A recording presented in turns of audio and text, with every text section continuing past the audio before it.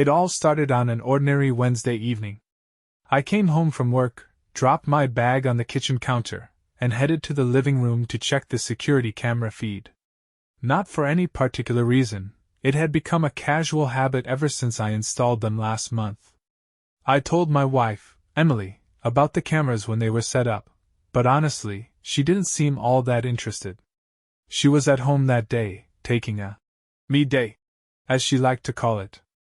I didn't think much of it. She worked hard and deserved a break. What I didn't know was how that day would change everything. As the feed loaded, I tapped through the day's recordings. The morning had been quiet, Emily making breakfast, lounging on the couch, scrolling her phone. Around noon, though, the footage showed a plumber arriving, a guy I'd hired to fix the leaky faucet in the guest bathroom. He seemed friendly enough, waving politely to the camera as he walked in. The footage after that, however, was far from ordinary. At first, I didn't notice anything odd. The plumber was working on the sink, Emily occasionally walking in and out of frame. But then, something changed.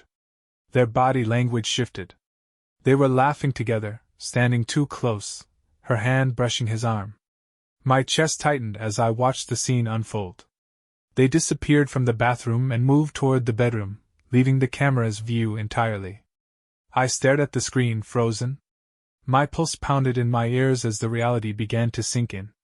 She'd forgotten about the cameras. I hadn't. I sat there, motionless, the glow of the screen casting eerie shadows across the room. My heart thudded in my chest, louder than the faint hum of the refrigerator behind me. 1,000 thoughts raced through my mind, each more chaotic than the last. I wanted to storm upstairs, wake Emily, and demand answers. I wanted to throw the laptop across the room and pretend I hadn't seen anything. But more than anything, I wanted to know the full extent of her betrayal. Rewinding the footage, I traced their steps, piecing together the timeline. The plumber had arrived at noon, and the two of them had gone into the guest bathroom. After about 20 minutes of idle conversation and work, the laughter started. By 12:30, they were in the kitchen, and by 12:45, they were out of frame entirely, heading toward our bedroom. The bedroom camera picked them up soon after, confirming my worst fears. My chest tightened as I watched her smile at him in a way I hadn't seen in years. Her body language was unmistakable, open, inviting. He wasn't hesitant, either, as though this wasn't his first time crossing professional boundaries. I stopped the playback there. I didn't need to see more. I'd already seen too much. The anger burned hot, but beneath it was a cold, calculating resolve. This wasn't the moment to confront her, not yet. I needed to keep my emotions in check. If she didn't know I knew, I had the upper hand. And I intended to use it. Emily was already asleep when I walked upstairs. The sight of her, so peaceful and unaware, sent a fresh wave of anger coursing through me. I stood in the doorway for a long moment, watching her. She looked so familiar, and yet suddenly like a stranger. How many lies had she told me? How long had this been going on? I climbed into bed, careful not to wake her, and stared at the ceiling. Sleep wouldn't come. My mind replayed the day's footage on an endless loop, every laugh and every touch a stab to my gut. By morning I had a plan. I left for work early, but not before checking the cameras one last time. I needed to know if the plumber's visit was a one-time lapse in judgment, or part of a larger pattern. I combed through weeks of footage, going back as far as the day the cameras had been installed. To my relief, and my frustration, there was no other evidence of infidelity. This wasn't an ongoing affair, it was a spontaneous act of betrayal. It didn't make it better, but it gave me clarity. Now I knew exactly what I was dealing with. At work, I found it impossible to focus. Emily texted me throughout the day, her messages cheerful and mundane. "What do you want for dinner tonight?"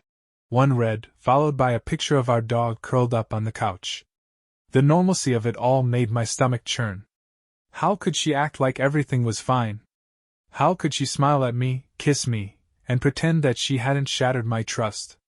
I typed a curt response, "Whatever's fine," and put my phone away. This wasn't the time to let emotion guide me. The first step of my plan required patience, and I needed to play my part. That evening, I returned home and acted as though nothing was wrong. I greeted Emily with a kiss on the cheek, joked about my boss's latest blunder, and even helped her chop vegetables for dinner. It took every ounce of self-control to keep the act up, but I managed. "You're in a good mood," she said, smiling at me as she stirred the pot on the stove. "Why wouldn't I be?" I replied, forcing a grin. She bought it, completely unaware of the storm brewing beneath the surface. Over the next few days, I continued to play the role of the oblivious husband. I went through the motions, sharing laughs, cooking meals, and even planning a date night. In the meantime, I made my preparations. Step 1 was confirming the plumber's identity. I dug through my emails until I found the receipt from his last visit. His name was Aaron Coleman, and a quick online search revealed everything I needed to know: his business website, social media accounts, and even a few client reviews. He was married, with 2 kids, a family man on the surface. That detail struck a nerve.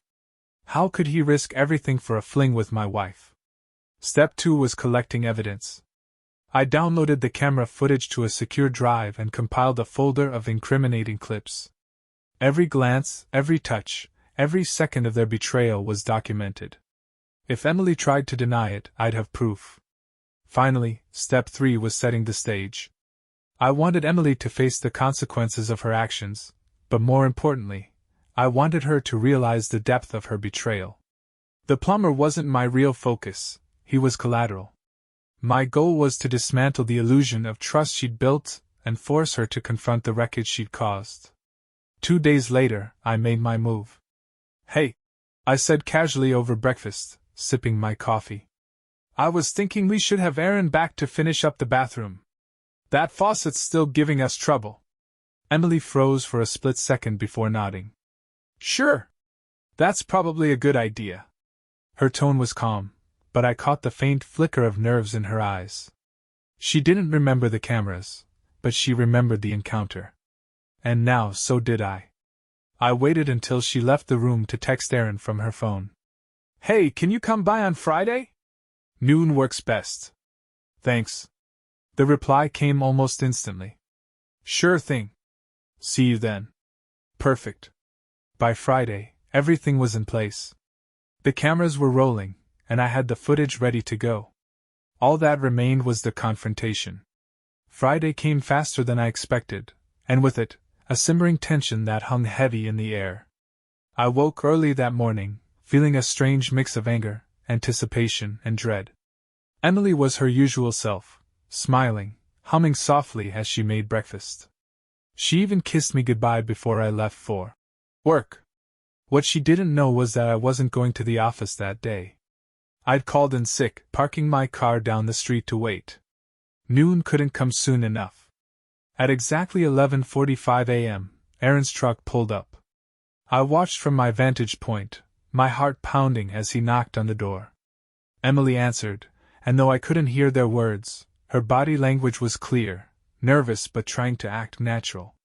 She led him inside, and the door closed behind them. I grabbed my phone, opened the live feed from the cameras, and started recording. They were in the kitchen at first, chatting awkwardly. Emily gestured toward the guest bathroom, and Aaron nodded, heading that way. She didn't follow him right away but lingered, her expression unreadable. I could almost see her debating with herself. Should she cross the line again or keep her distance? After a moment, she followed him. I watched as they entered the bathroom. At first, it seemed innocent enough. He was working on the faucet, and she stood nearby, arms crossed, pretending to be interested. But then it happened again. The shift. The laughter. The way she leaned in just a little too close. My stomach churned as they moved out of the bathroom, heading toward the bedroom. This time, I wasn't going to sit back and watch. I waited a few minutes to let them get comfortable, then stepped out of my car and headed for the house. My hands were steady, my resolve unshakable. This wasn't about rage anymore. It was about control, about exposing the truth in a way they couldn't deny. The door wasn't locked. I walked in quietly, the faint sound of their voices guiding me to the bedroom. When I reached the doorway, I stopped and took a deep breath. Then, I pushed the door open. Emily's face strained of color the moment she saw me. Aaron stumbled back, stammering something incoherent, his face a mask of panic. The scene was almost comical, two guilty children caught red-handed. "Don't stop on my account," I said coolly, crossing my arms. "I'd hate to interrupt." Emily opened her mouth to speak, but no words came out. Her lips moved silently, like a fish gasping for air. Aaron was the first to recover. I should go," he stammered, heading for the door. "Oh, you're not going anywhere," I said, stepping aside to block his path. "Not until we talk." I motioned for them to sit on the edge of the bed, like misbehaving students waiting for a lecture. They obeyed, too stunned to argue. I stood before them, arms crossed, letting the silence stretch uncomfortably. "I'm going to make this simple," I began, my tone cold and deliberate. "I know everything. I've seen everything. So don't bother lying." Aaron looked at Emily, his eyes wide with desperation. "You said no one would find out," he hissed under his breath. Emily flinched, tears welling in her eyes. "I didn't think." "No, you didn't," I interrupted sharply. "You didn't think about me, about our marriage, about anything except your own selfish desires." "I'm sorry," she whispered, her voice barely audible. "Sorry?" I laughed bitterly. "You're sorry you got caught, not sorry for what you did." Aaron shifted uncomfortably, trying to shrink into the background. "Look, man, I'm married too. This was a mistake." "A mistake?" I repeated, turning to him. "Did your wife know about this mistake? About how you fixed my wife instead of the faucet?" He didn't respond, his face turning a deeper shade of red. I reached into my pocket and pulled out my phone. "Well, she's about to find out," I said, holding it up. "Smile, you're on camera." The color drained from Aaron's face. "You can't do that," he said, his voice trembling. "It'll ruin my life." "Funny," I replied. "You didn't seem too concerned about ruining mine." Emily stood abruptly, her hands clasped together in a pleading gesture. "Please, Ryan. Don't do this. We can fix this. I'll do anything." I stared at her, my jaw tightening. "Fix this? You shattered our marriage, Emily. You made your choice. Now you get to live with it." I turned to Aaron, who was practically shaking. "Get out," I ordered. "And tell your wife everything before I do." He didn't need to be told twice. He bolted from the room, muttering apologies as he disappeared down the hall. The sound of the front door slamming shut echoed through the house. Emily and I were left alone, the tension thick enough to choke on. She reached for me, tears streaming down her face, but I stepped back. "Don't," I said firmly. "You've said enough. Ryan, please," she begged. "I love you." "Love?" I scoffed. "Don't insult me. If you loved me, you wouldn't have done this." For the first time, her tears seemed genuine. But it was too late for that. I turned and walked out of the room, leaving her sobbing on the bed. I spent the night at a friend's house, replaying the confrontation in my mind. I should have felt satisfied, vindicated. Instead, I felt empty. The truth was out, but the damage was done. The morning after the confrontation, I returned home with a sense of grim determination. My decision was made, but the execution required clarity and calm. As I parked in the driveway, I saw Emily through the kitchen window, pacing with her phone pressed to her ear. Her frantic movements told me she wasn't handling the aftermath well. I stepped inside, and the air was thick with tension. Emily ended the call abruptly when she saw me, placing her phone face down on the counter. "Ryan," she started, her voice hesitant. "Can we talk? Please?" I didn't respond immediately, walking past her to the living room. "Go ahead," I said flatly, sitting down and folding my arms. She hesitated, wringing her hands. "I know I messed up. No, I destroyed everything. But I want to fix this. I want to make things right." "Right?" I echoed, my tone dripping with disbelief. "You think you can fix this with an apology?" Emily, you didn't just betray me, you betrayed our entire life together. Her shoulders sagged under the weight of my words. I don't know what I was thinking. I felt neglected, and Aaron was just there. It was stupid and selfish, and I'm so sorry. Neglected? I shot back, anger flaring in my chest. I worked long hours to provide for us. To make sure you didn't have to worry about anything. And you repay me by turning our bedroom into your little playground? She flinched, tears streaming down her face. I didn't mean for it to happen. It was a mistake. A mistake? I stood abruptly, towering over her. A mistake is forgetting to lock the door. A mistake is burning dinner. This was a choice, a deliberate, calculated choice. I walked away, heading upstairs to the guest room where I'd spent the night. My mind was already spinning with the next steps. The confrontation was only the beginning. Now, I needed to ensure Emily couldn't twist the narrative or escape accountability. That afternoon, I met with a lawyer. I laid everything out, the footage, the messages, the timeline of events. The lawyer, a no-nonsense woman named Denise, listened carefully, taking detailed notes. Infidelity is grounds for divorce in this state, she said finally. The footage and evidence you've gathered will work in your favor if this goes to court. Are you seeking alimony or simply a clean break? Clean break, I said without hesitation. I just want her out of my life. Denise nodded, her pen scratching across the legal pad. We'll draft the paperwork and serve her as soon as possible. In the meantime, I advise you to document everything. Conversations, actions, anything that could impact the case. I left the office feeling a mixture of relief and dread. The path forward was clear, but it wasn't going to be easy. Later that evening, there was a knock at the door. I opened it to find Aaron standing on the porch, his face pale and drawn. He looked nothing like the confident man I'd seen on the camera. What do you want? I asked coldly. Ryan, please, he said, his voice shaky. I need to talk to you. I stepped outside, closing the door behind me. You've got 2 minutes. He shifted uncomfortably, wringing his hands. I told my wife, he said finally. She kicked me out. I'm staying with a buddy for now, but I just wanted to say I'm sorry. For everything. I stared at him, unimpressed. And what do you expect me to do with that information? Forgive you? No, he said quickly. I needed to say it. I made a huge mistake, and I'm paying for it. I don't blame you for being angry. I studied him for a long moment, then spoke with icy precision. Your apology doesn't erase what you've done. You destroyed your family and tried to destroy mine. I don't care if you're sorry, Aaron. I care that you stay out of my life. He nodded, his shoulders slumping as he turned and walked back to his truck. I watched him drive away, feeling no satisfaction, only a hollow ache.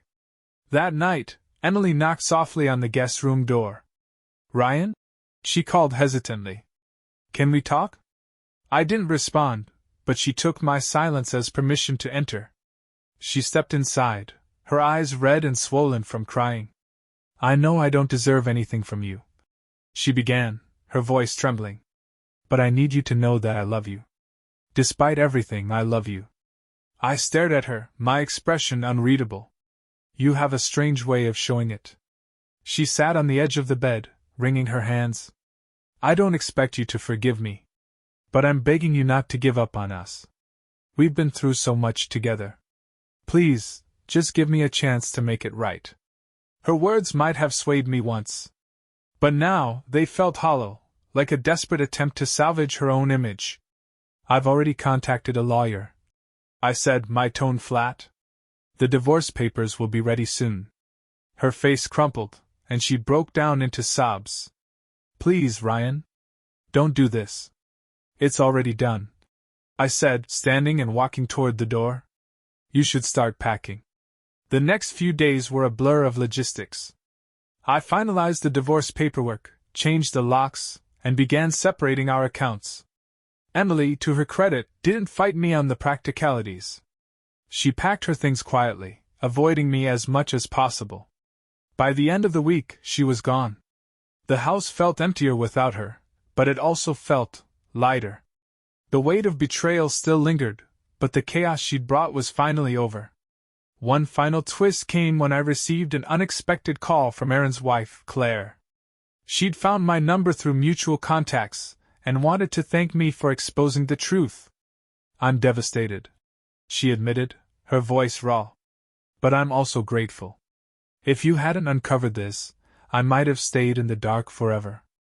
I'm sorry you had to go through this," I said sincerely. "You didn't deserve it." "Neither did you," she replied. "But at least now we know who they really are." The call ended on a somber note, but it left me with a sense of solidarity. I wasn't the only one piecing my life back together. The quiet that followed Emily's departure wasn't the peace I'd hoped for. The house felt different, like it didn't belong to me anymore. Every corner held memories I didn't want to revisit. The couch where we used to sit and laugh. The kitchen where we'd cook together. The bedroom where she'd betrayed me. It was suffocating. I tried to distract myself, throwing myself into work and catching up with friends I hadn't seen in months. They could tell something was off, but I wasn't ready to share. Not yet. Every time someone asked how Emily was, I forced a tight smile and said she was fine. I wasn't ready to air my humiliation to the world. But the world didn't need me to say anything. It was already finding out. A week after Emily left, I got a call from a mutual friend, Anna. She wasn't one to mince words. "Ryan, I just heard. Are you okay?" My stomach tightened. "Heard what?" "About Emily. About the affair." So, the news was out. I shouldn't have been surprised. I'd seen Aaron's wife post a cryptic message on social media about betrayal and new beginnings. It didn't take much for people to connect the dots. Emily's carefully curated life was starting to crumble. "She told you?" I asked, though I already knew the answer. Anna hesitated. "Not exactly. It's kind of circulating. I think Aaron's wife is telling people. Look, I'm not calling to gossip. I just wanted to check on you." I appreciated the sentiment, but the conversation left me rattled. Emily's actions weren't just a private disaster anymore, they were becoming public knowledge. I hadn't planned for that, but I couldn't say I was upset about it. Later that day, I got a message from Emily. It was the first time she'd reached out since leaving. The text was short and pleading. "Please, can we talk?" Just once. "I need to explain." I stared at it for a long time, my thumb hovering over the screen. What could she possibly say that I hadn't already heard? The image of her with Aaron was burned into my mind. Her explanations wouldn't erase it. But curiosity, or maybe a lingering sense of obligation, won out. I agreed to meet her. We met at a small cafe on the edge of town, far enough away to avoid running into anyone we knew. Emily looked different, smaller somehow. She fidgeted with her coffee cup, her eyes darting around the room like she expected someone to jump out and confront her. "Thank you for coming," she said softly, her voice barely audible over the clatter of dishes and the hum of conversation around us. I didn't respond, waiting for her to speak. She took a deep breath and began, stumbling over her words. I don't know how to explain it. I wasn't thinking. I felt lost. And Aaron was just there. He made me feel noticed in a way I hadn't in a long time. Her words were like daggers, each one twisting deeper. "Noticed?" I said, my voice low and sharp. "You think I didn't notice you? I built my entire life around you, Emily." "I know," she whispered, tears spilling down her cheeks. "And I destroyed it. I destroyed us. I don't expect you to forgive me, but I needed you to know, it wasn't because I didn't love you. I don't know." I leaned back in my chair studying her. The woman sitting across from me looked so familiar, yet she felt like a stranger. Her tears didn't move me. I'd shed enough of my own. "What do you want from me?" I asked finally. "Why am I here?" She hesitated, her lip trembling. "I don't know. Closure, maybe? Or maybe just to say goodbye." Her words hung in the air, heavy and final. I stood, dropping a few bills on the table. Goodbye, then. Her sobs followed me as I walked out the door. The weeks that followed were a slow, painful march towards something resembling normalcy. I signed the divorce papers without hesitation, feeling a strange mix of relief and sadness as I handed them to the lawyer. Emily didn't contest anything, likely knowing she didn't have a leg to stand on. Aaron's life was unraveling as well. Word spread quickly in his circles, and his wife didn't hold back. She exposed everything, the affair, his lies, the entire sordid mess. His reputation as a family man and professional plumber was in shambles. He'd reached out to me once, leaving a voicemail apologizing and asking for forgiveness. I deleted it without listening. Despite everything, I still felt hollow. The anger that had burned so brightly was fading, leaving behind an emptiness I didn't know how to fill. I tried to focus on the small victories, regaining my independence, reconnecting with friends, finding new routines. But the scars of betrayal lingered. One day, I received a package in the mail. It was from Emily. Inside was a small photo album, filled with pictures of our life together. Vacations, birthdays, quiet moments at home.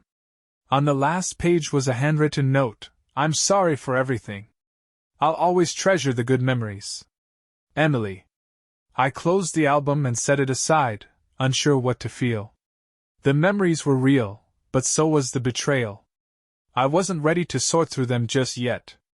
Life moved forward, slowly but surely. The wounds Emily and Aaron had inflicted would take time to heal, but I was determined to rebuild. I wasn't the same person I'd been before the betrayal. I was stronger, more guarded, but also more resolute. They had broken me, but they hadn't destroyed me. Months passed. The searing pain of betrayal dulled to a persistent ache, but life moved forward. I threw myself into work, joined a local gym, and even picked up a hobby, woodworking.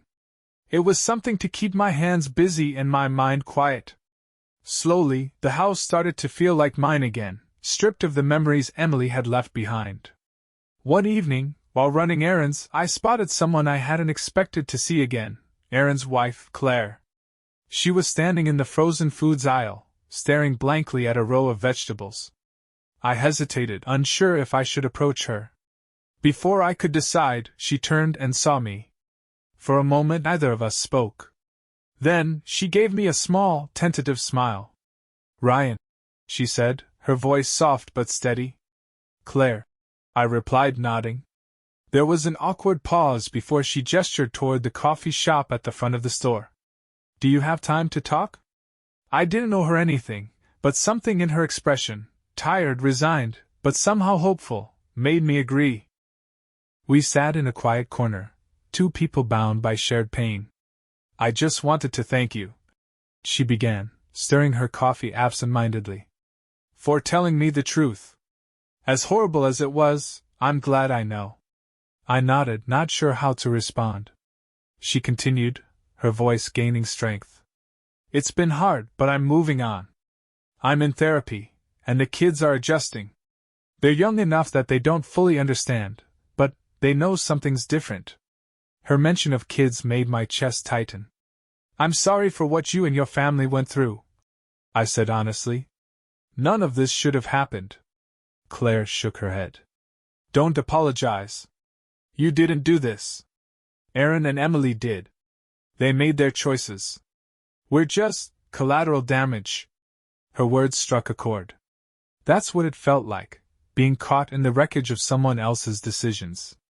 I studied her face, noticing the strength behind the weariness. She was rebuilding, just like I was. As we talked, I realized how much I needed this conversation. Claire understood in a way no one else could.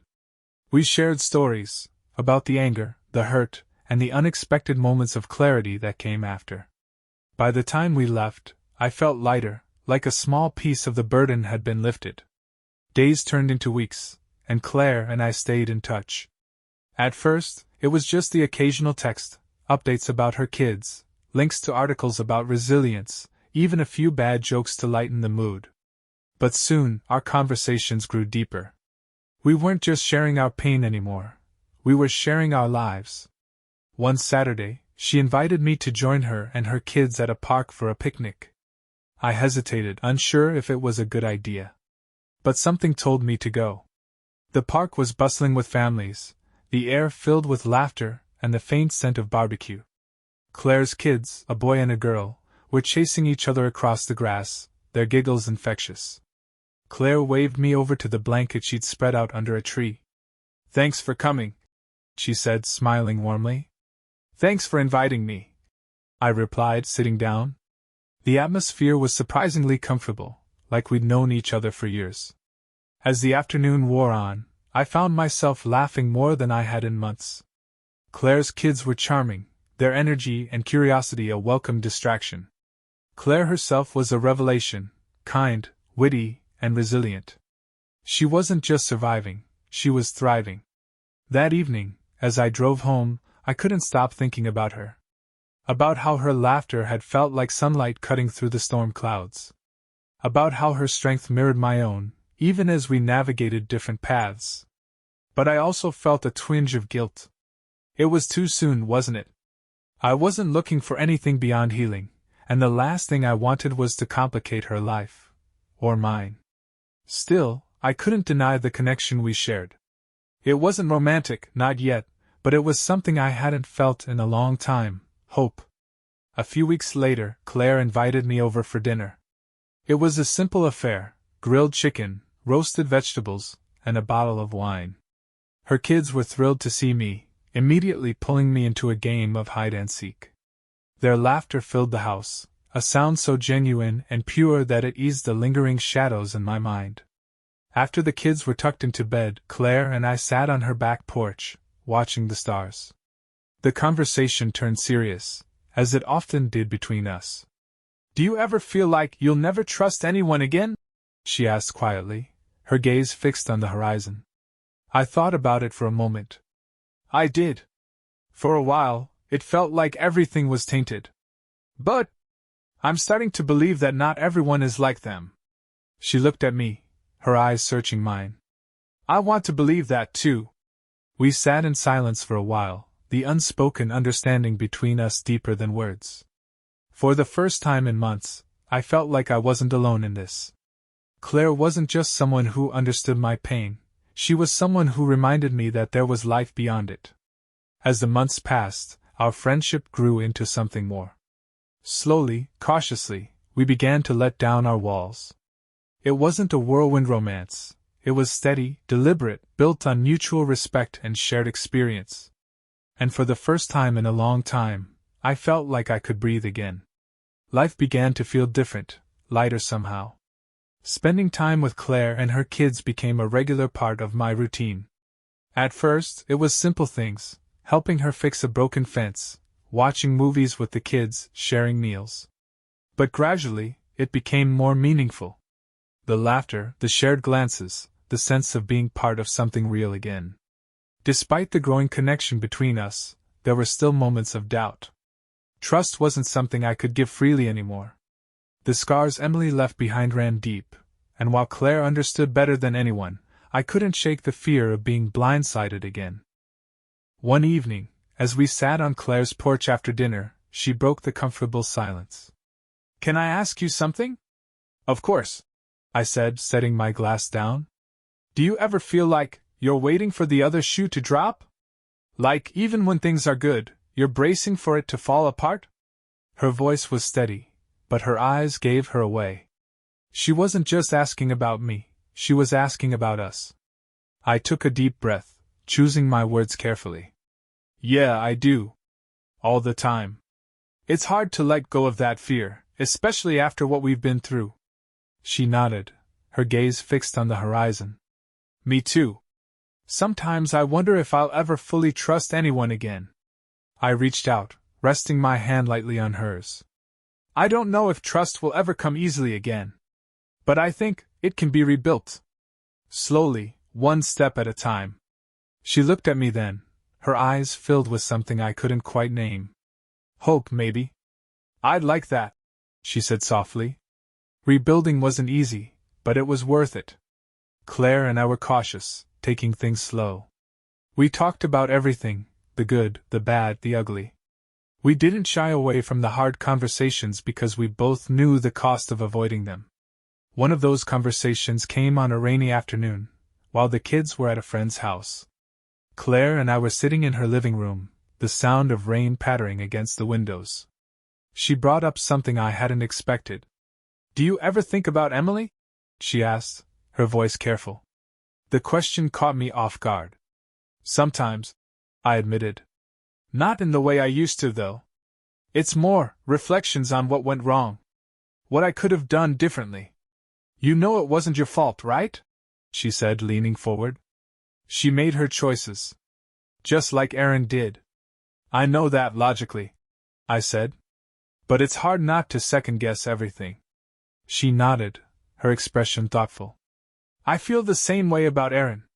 Like, if I'd been different, maybe he wouldn't have done what he did. But deep down, I know it's not about me. It's about him." Her words resonated deeply. We both carried the weight of betrayal, but we were learning to set it down, piece by piece. As time went on, our relationship grew stronger. I found myself smiling more, laughing more. Claire's kids had started calling me Uncle Ryan, a title that filled me with a warmth I hadn't expected. Being around them reminded me of the simple joys in life, the kind that had been overshadowed by betrayal and pain. One evening, while we were all watching a movie, her daughter, Lily, climbed into my lap. "Are you going to marry Mommy?" she asked, her wide eyes full of innocent curiosity. The question caught me so off guard that I almost choked on my drink. Claire, sitting beside me, turned bright red. "Lily!" she scolded gently. "What?"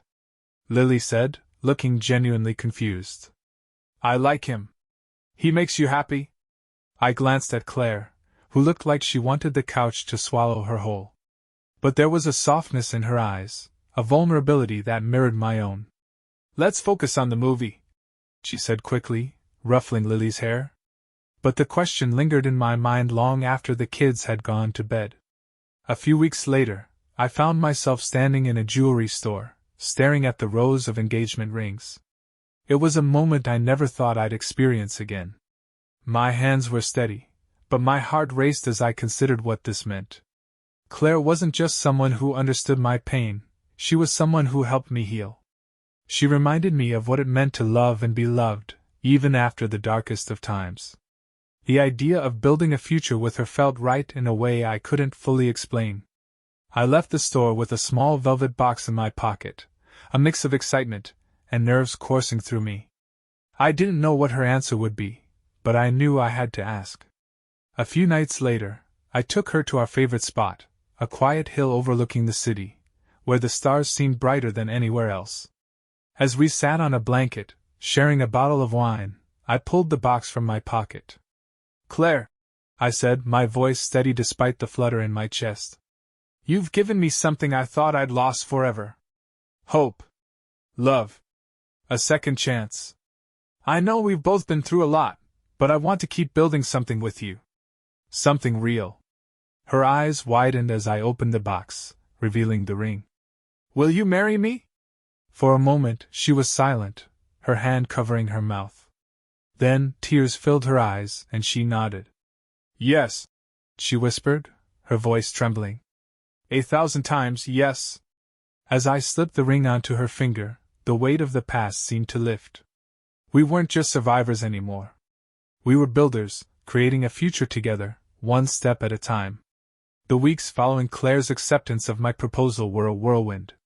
We decided to keep things simple, a small ceremony with close friends and family. Neither of us wanted the fanfare of a big wedding. We'd both been through too much to care about superficial displays. What mattered was the life we were starting together. As the date approached, we faced inevitable challenges. Claire's ex-husband, Aaron, was less than thrilled about our relationship. He had tried to reconnect with her after the fallout of the affair, though his attempts were met with firm rejection. Learning about our engagement only fueled his bitterness. One evening, Claire received a message from him. "I hope you're happy playing house with Ryan. Don't think I'll let him replace me in the kids' lives. The audacity made my blood boil, but Claire handled it with grace. She simply replied, "The kids deserve stability, Aaron. If you want to be part of their lives, focus on being a good father." His threats rang hollow. He'd been unreliable at best since their separation, missing visits and failing to support them emotionally. I wasn't trying to replace him.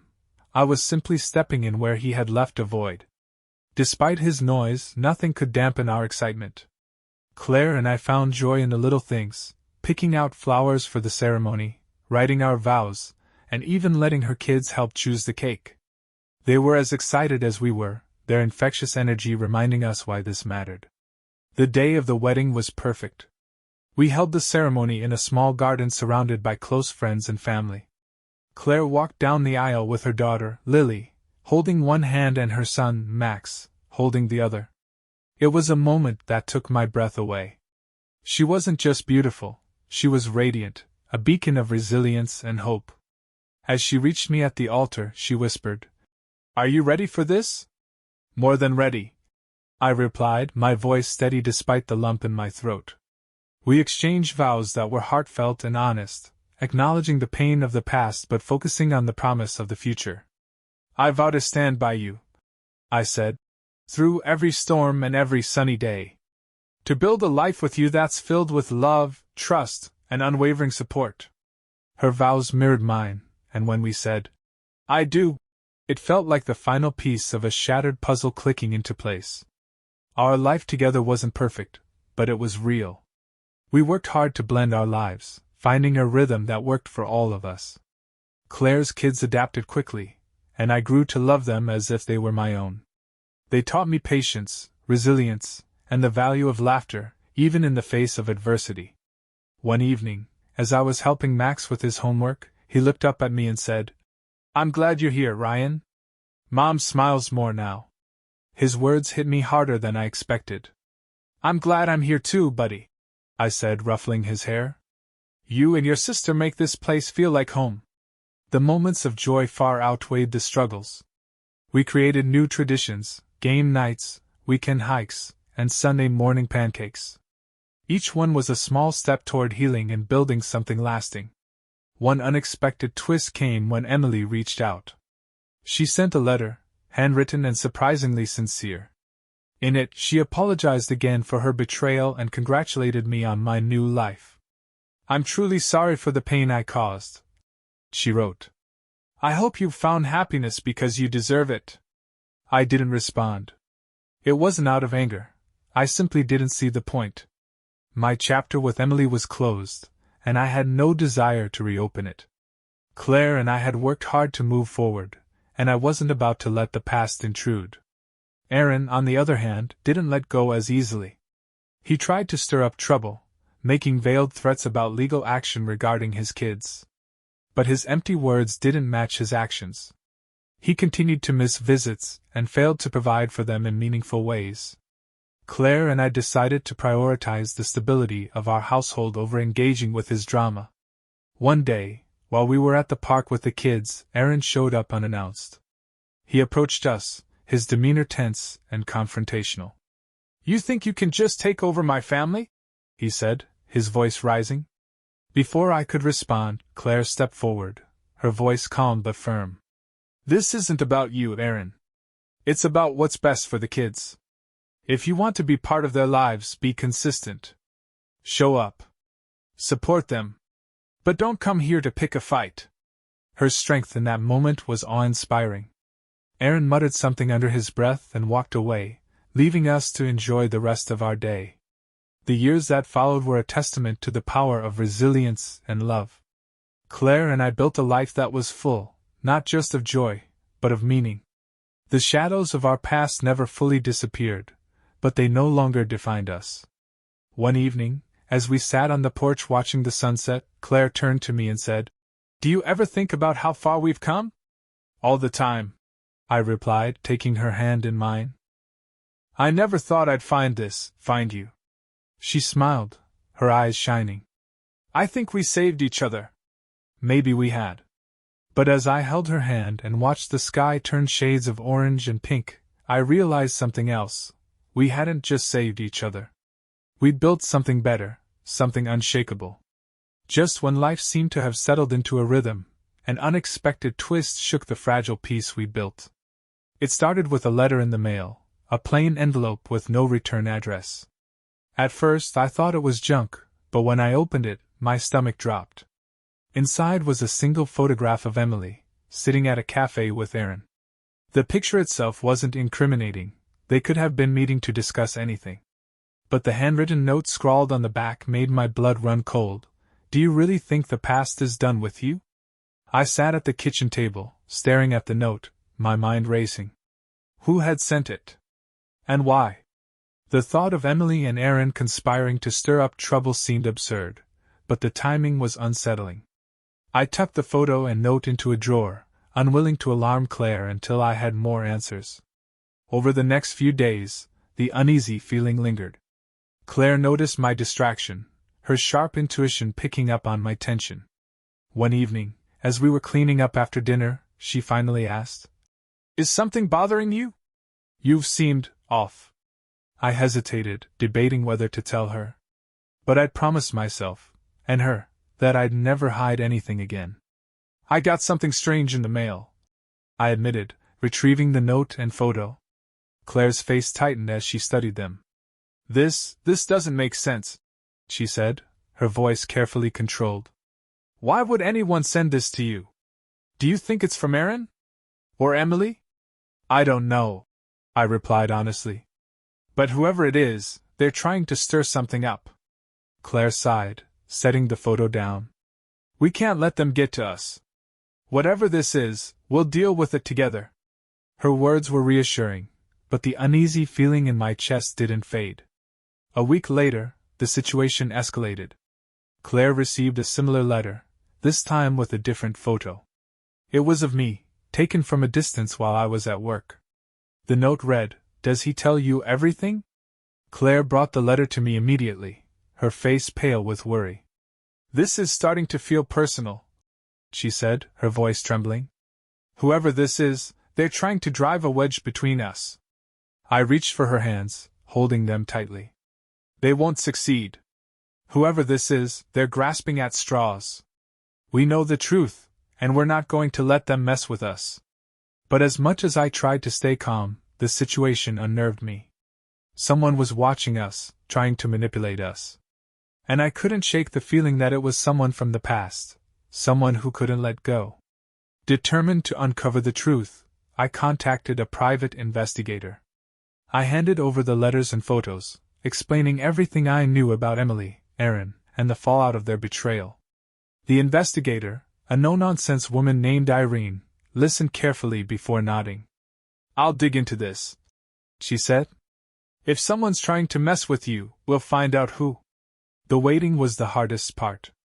Days stretched into weeks with no new letters, but the tension lingered. Claire and I tried to focus on our lives, but the shadow of the unknown loomed over us. Finally, Irene called with an update. "I've traced the letters," she said. "They were sent from a small post office in the next town over. And while I can't prove who wrote them, I've got a strong lead." My heart pounded as she explained. "There's a man named Kevin Wren, a former employee of Aaron's plumbing business. He was let go around the same time Aaron's affair came to light. Word is, he blames you and Claire for everything. He thinks if you hadn't exposed the affair, Aaron's business wouldn't have collapsed." The revelation left me speechless. Kevin was a name I'd barely remembered, someone who'd been tangentially involved in Aaron's life but never in mine. The idea that he'd hold such a grudge seemed absurd, but it also explained the targeted harassment. Armed with this information, I went to the police. While the letters didn't contain explicit threats, the stalking element was enough to warrant a report. The officers took my statement seriously, assuring me they'd look into Kevin's whereabouts. Claire and I doubled down on our security measures, installing cameras around the house and changing our routines. It was a frustrating but necessary step to ensure our family's safety. A week later, Kevin was arrested for trespassing on our property. The cameras had caught him lurking near the backyard, trying to peer into the windows. When the police confronted him, he broke down, ranting about how Aaron's life had fallen apart, and how it was all my fault. Hearing about his arrest brought a mix of relief and anger.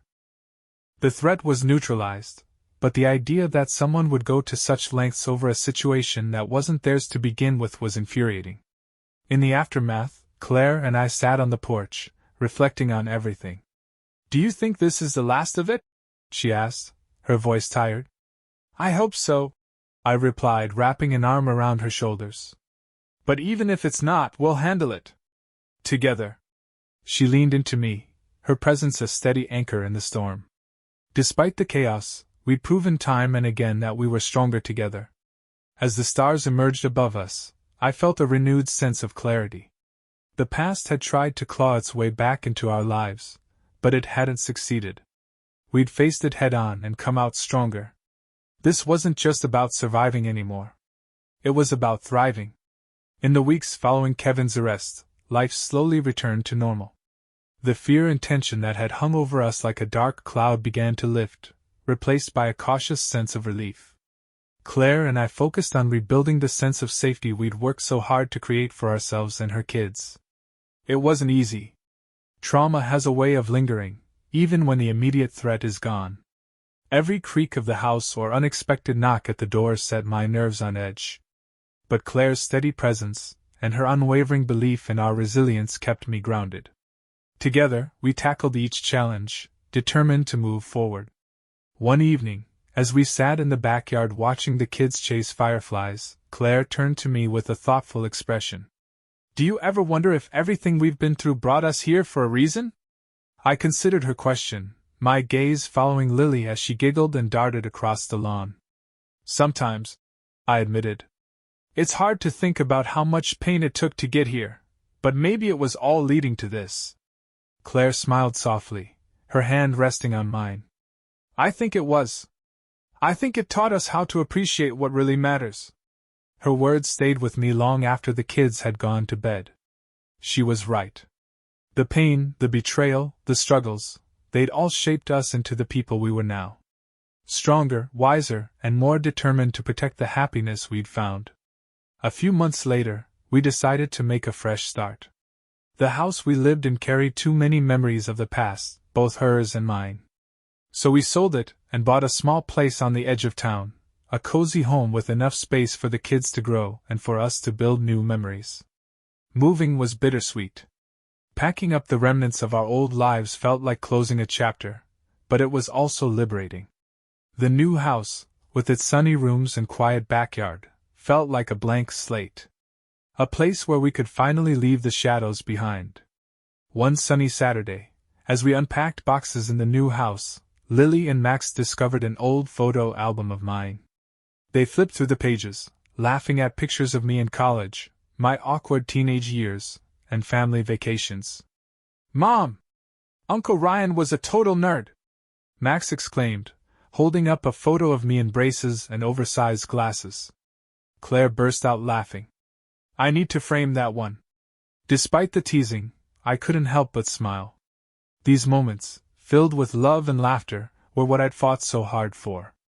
They were the proof that no matter how much the past had tried to break me, it hadn't won. Life in the new house settled into a comfortable rhythm. The kids adjusted quickly, making friends in the neighborhood and thriving in their new schools. Claire and I continued to build our life together, one small moment at a time. We created new traditions, Sunday barbecues, game nights, and family hikes in the nearby woods. Each one was a reminder of how far we'd come and how much we'd overcome. One evening, as the kids were getting ready for bed, Claire and I sat on the porch, watching the sun dip below the horizon. She rested her head on my shoulder, her voice soft as she said, "I never thought I'd feel this kind of peace again." "Me neither," I admitted. "But I'm glad we found it." She smiled, her fingers intertwining with mine. "We earned it." She was right. Every obstacle, every heartbreak, every battle, it had all led to this. To us. And for the first time in years, I felt like I wasn't just surviving. I was living. The journey hadn't been easy, and the scars would always remain. But they were a reminder of the strength it took to rebuild. Claire, her kids, and I had created something beautiful out of the ashes of betrayal and loss. The past had tried to haunt us, but it didn't define us. We were more than the pain we'd endured. We were a family, and we were ready for whatever the future held. As the stars appeared in the night sky, I held Claire close, feeling the steady rhythm of her heartbeat against mine. The road to this moment had been long and difficult, but it had been worth every step. This was our new beginning. This was our home. If you want more stories like this, don't forget to like, comment, and subscribe.